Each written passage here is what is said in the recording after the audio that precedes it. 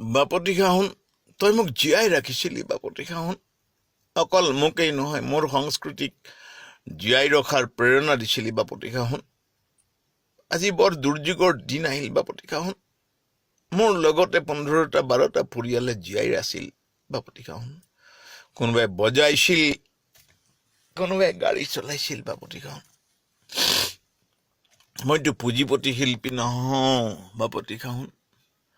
কোনোবাই বজাইছিল কোনোবাই সহযোগ শিল্প আগবঢ়াইছিল কোনোবাই গাড়ী চলাই আমাক লৈ গৈছিল সেই 15-18টা শিল্পকৰ্মত জড়িত মানুহ বাপতি সাহোন জীয়াই ৰাখিলি আজি কি কৰো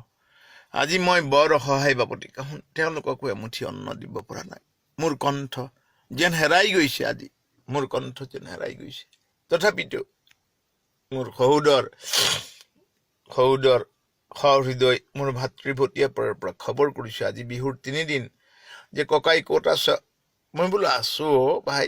সেইটো দিনততো মই কৰবাত বা আমি কৰবাত কণ্ঠৰে জীয়াই থাকিলোহেঁতেন কৰবাত ৰাইজক দুই এটা গান শুনাই আমাৰ জীৱনটো এনেকুৱাই বোলে ককাই যোৱা বছৰৰে কিবা এটা তোমাক দিব আছিল এই পৰত মই ফোন কৰা দেৰি হ'ল যদি তুমি বেয়া নাপাবা তোমাৰ একাউণ্ট নাম্বাৰ দিবা মই কিবা এটা পঠাই দিম মই বোলো ঠিক আছে তুমি তোমাক ভগৱানে সহায় কৰক বৰ কষ্ট পাইছো মোৰ বাপতি সাহোনে এনেকৈ বহুতো